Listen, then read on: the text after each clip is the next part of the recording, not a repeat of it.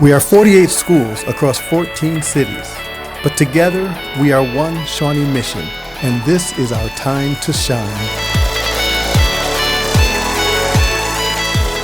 I would like to welcome everyone to Shawnee Mission Mic'd Up, Episode 3. Dr. Higgins and I had a great time at Pawnee Elementary School in our last episode, speaking with the principal and the longtime secretary, Debbie, that shared all the amazing things that have happened at Pawnee over this last several years, and what a great facility for kids. Absolutely. It's going to be awesome for them, those students, to learn and grow in that building all year, and just excited to see all the awesome things that come out of that place. And you know, right now it's so beautiful and clean, but you don't see anything on the walls, so I'm excited to watch it grow through the year and just how it evolves and they build their own culture, right? In this episode today, we're going to talk to the Shawnee Mission Education Foundation, and I'm really excited about that. But before we do that, let's talk about some of the amazing things that have happened as we've started the school year. Yeah, Dr. Hubbard, one of the things, we spent episode 1 spending a lot of time talking about the start of the school year and focusing on that, and I thought maybe we could talk a little bit about a couple of events that we had that led up to the start of the school year as well, specifically our leadership retreat and new team member academy. So I thought maybe you could give our listeners a little glimpse into leadership retreat, kind of what that event looks like, what happens, and maybe why it's important for us. Absolutely. So I know a lot of times people are like, you don't have the summer off? And I'm like, no, actually, as a superintendent, the summer is some of my busiest time throughout the school year, just preparing for this new school year. And it's the same for principals. And while they actually have some time off, many of them are still here hiring teachers at the last minute and just building things ready to kick off the new year. But we have a 2-day leadership retreat. As you know, Dr. Higgins, we've done that now for, I think this is our 9th annual leadership retreat. And it's just an opportunity for administrators to collaborate and work together, a little bit of culture building for the year, but to really grab onto those new ideas. And in this particular year, we had several new state laws that we had to talk about, and new procedures that pertain to the state law that were passed in the legislative session back in the spring. So it is a great opportunity to just kind of for those administrators to kick off the new year. Yeah, and it definitely a little bit of setting the stage and allowing our administrators to reflect on what's upcoming and the work that needs to be done, but at the same time also having a little fun with it, and that culture piece that you talked about, and allowing our administrative team from across the district to really connect with one another and reconnect with one another and have some fun with each other as well. I like to think that we have a pretty fun administrative team that likes to work hard, obviously, but right. also have a little fun, and that's a great time to be able to do that as well. Yeah, and it was great to kick off the theme, right? So A Time to Shine, we talked about that a little bit in the last 2 episodes, but the administrators had fun doing that with the first day being a neon day, and so that was just fun A Time to Shine, and there were a lot of great pictures, and they did have fun with it, I think. And I know I personally had fun with it, so it's always a great time to get started. Yeah, absolutely. You mentioned that as superintendent, you don't get the summer off, and I guess in the role that I'm in, I don't get a lot of summer off as well, and a lot of the summer we're preparing in HR for I guess you could almost say the Super Bowl of the work that we do with our new team member academy. We spend so much time along with our building administrators hiring all these teachers to come in and work with our kids, and new team member academy serves as that first opportunity to really bring our new teachers in and immerse them into the work that we do here in Shawnee Mission. And so we were really excited to welcome 260 new teachers to new team member academy, and a shout out to our team for all the work that they did putting that on. It was a great event, and it's awesome to see the energy of the new teammates that we have joining us in Shawnee Mission. Yeah, I think I want to also highlight just the HR team, and in addition to the HR team, I know the Leadership and Learning team also contributed greatly to new team member academy, and it was a great event, and that doesn't happen without a lot of work behind the scenes. So kudos to both of those departments for really pulling off such a great event. I think this is a great time to sort of highlight the foundation and talk a little bit about how the foundation supports not only the leadership retreat, but new team member academy. And we're really appreciative that the foundation can support those things. Yeah, and beyond just those events, obviously we're going to dive into the foundation more here in a little bit, but there is a significant number of other programs that they support. You know, we talk about New Team Member Academy really providing support for new teachers, but the foundation also has several different programs specifically to support teachers. So the Denny family externships in the STEM programs, it all starts with the arts and the work on performing arts, and then also the excellence in education grants that the foundation utilizes to support our teachers and that our teachers can apply for. I think last year they provided 17 different grants to teachers pre-K through high school. So just another great opportunity for our teachers to feel the love, I guess you could say. Absolutely, I agree. And in addition to supporting teachers, there's so many programming that the foundation does that supports everyone in the system.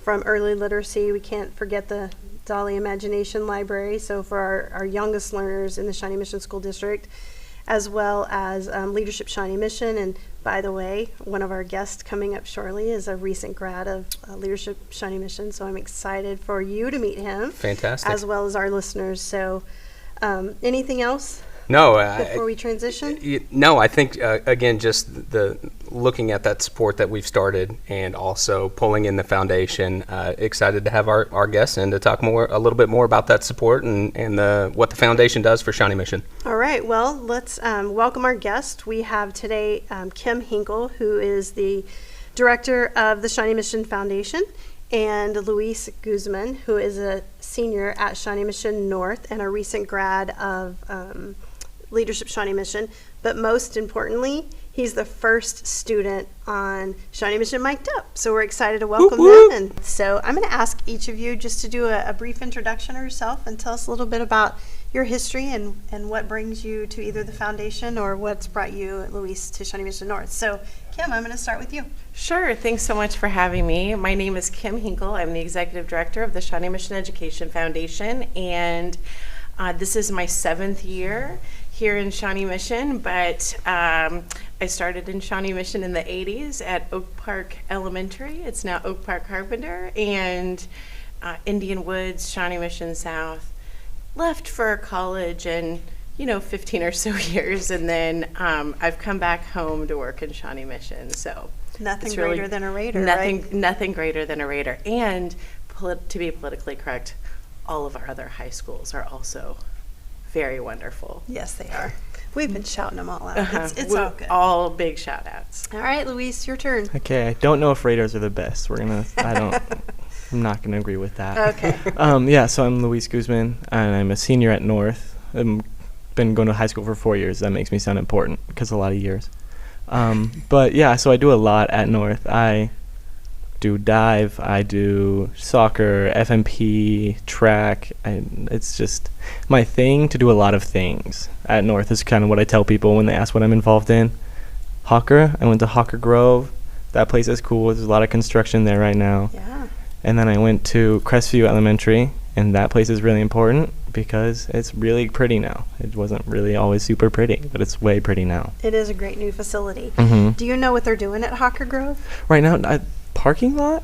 Well, That's there my is a guess. parking lot, but most importantly, a new bus loop, and so it's really going to help with all the traffic on Johnson Drive. So I know the city of Shawnee and the people that live there are super excited about that, and that's a benefit of the bond issue that we passed in 2021. That's best case scenario. I remember the parking lots were a trip when I Yeah. was 13. Yeah, for sure. You could see his excitement when you said bus loop. It was like, ooh, bus loop. Usually that doesn't get people excited, No, but it was- yeah, there you It go. was a lot. It was a lot. So, We're excited about that improvement. Coming soon. Coming soon indeed. Yeah. Kim, a little bit ago we were talking about the foundation and the supports it provides for teachers and beyond. Glad that you're on. So obviously you can dive even deeper into sharing with us a little bit about the purpose of the foundation, the history of the foundation, and kind of where we're at right now with the foundation. Absolutely. So the foundation was really started back in the late 80s. by a really visionary group of community members who kind of took a look around at the landscape and said, state funding is never going to cut it. It's never going to be enough to give the excellence that Shawnee Mission students deserve. And so they knew that through public-private partnerships that we could do so much more for kids. And so it started small. It was incorporated in the 90s and has really just been focused on supporting Shawnee Mission and its students ever since in a variety of ways. So you touched on a number of those, and we're really proud that we have programs really that start the day a child is born in Shawnee Mission. They can enroll in Dolly Parton's Imagination Library until we send them out to the door with scholarship offers through our Scholarship Shawnee Mission program. They've had real-world learning experiences. They've been in classrooms that had grants. They've participated in Leadership Shawnee Mission, which I know Luis will talk about a little bit more. So we're really proud to support kids, from the very beginning to make sure that they're as successful as they can possibly be. So we've heard twice or three times now Leadership Shawnee Mission mentioned. So Luis, tell us about Leadership Shawnee Mission. Okay. Leadership Shawnee Mission is a program that was at around 30 kids went to this year. I don't know. I've only been 1 year. But so I didn't find out about it until one day my social studies teacher was like, hey, I enrolled you in this summer leadership program. I don't know. I'm pretty sure you're going to like it. So I was like, okay, let me do it. It looks good on scholarship opportunities, so I'm just going to go for it. And so leading up to it, it was in the summer. So I was like, oh, this is kind of going to not be very much fun. It's just going to be school for like 2 weeks. It was like 2 weeks, right? Mm-hmm. Yeah, it was like 2 weeks. It's just going to be school in the summer. I'm going to get through it was my goal. My goal was to get through it. And then I got there first day, and I was late, which is worst case scenario. But I was told everybody was screaming and yelling at the entrance. Very big deal. But then I got there, and my expectations were exceeded immediately. It was so cool. We had so many good people working there. We went to a college, was it William Jewell, and learned a bunch of leadership ways. We learned teamwork was one of our big things, and we just had a bunch of different I'm starting to remember. This is a long time ago, guys. 2 months is a long time. 2 months ago. 2 months is a long time for a high schooler. So we just had a lot of different ways of working together. It's 30 kids, and I didn't think that I had it in me to learn 30 names in 6 hours, and I did, and I'm very impressed with myself. But it was just kind of a way to get these kids who have a strong leadership potential to see how far that they can take it. And I am really impressed with how not just me, but everyone took their leadership and how far we were able to go just in that 2 weeks. We were able to go so far and do so much with 2 weeks. It's not a lot of time. So Luis, you said something that is really intriguing to me. You said you were late on the first day. I was. Okay. So as a teacher, superintendent, high school principal, elementary principal, one of the biggest things that is so important for people to show up on time. Oh, yeah. So I'm assuming, it's safe to assume that was a leadership skill that you all talked about? Oh, yeah. It was brought up as soon as I walked in the door. So were you late again? No. Okay. No, it did not happen. I'm going to say that it wasn't my fault because there was traffic, but it was my fault. I should have left earlier. But no, that was very quickly addressed, was not late again. And then the only other person that was late had some car difficulties. Okay, awesome. I like that. And it's interesting. That's probably a lesson that you're going to carry with you for sure. For forever. Mm-hmm. I think back to high school. My football coach in high school said, if you're on time, you're late. That's 25 years ago, and I still remember that. So you're going to be, 45 and in a job, and you're going to think back, Leadership Shawnee Mission, don't be late. Yeah. What's the other leadership skill that you learned? I learned that. What do leaders do?